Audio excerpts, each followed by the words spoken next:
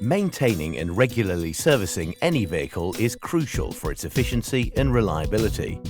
This is of particular importance for any system that has an integrated filter, as the media becomes loaded with contaminants over time and requires regular replacement. The diesel fuel filter protects the fuel system from particles and water, as the moving parts of the high-pressure pump and injectors are manufactured to incredibly fine tolerances and are put under enormous loads.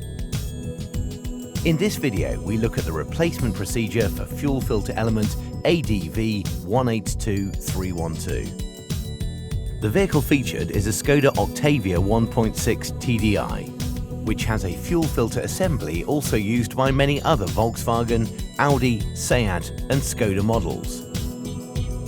The filter housing is located within the right-hand corner of the engine bay. To begin the replacement process, inspect the housing for any debris and clean if necessary, before removing the 5 retaining bolts from the top of the housing. Once the top of the housing is removed, put it to one side. This reveals the fuel filter element, which can be removed from the housing. Clean the housing and inspect it for any metal particles. This will give an indication of any wear issues in the fuel system.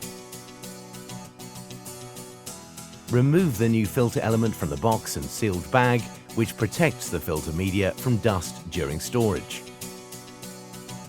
Insert the new filter element into the filter housing, refit the top of the housing, ensuring all the fuel pipes are not twisted, and tighten all retaining bolts to 5 Newton meters. To prevent the high-pressure fuel pump from running dry and to achieve a quick engine start after the fuel filter has been replaced, the following steps must be observed to bleed the air from the fuel system. Failure to do so will result in fault codes being logged in the engine control unit and possible fuel pump damage. Connect a suitable diagnosis tester and switch on the ignition. Perform a function test and activate the in-tank fuel pump to bleed the fuel system of air. The fuel pump activates and runs for approximately 3 minutes to ensure that the pump is sufficiently filled with fuel. After filling the fuel system, start the engine and run it at medium speed for several minutes before switching it off. Check the fuel system for any leaks and carry out a road test.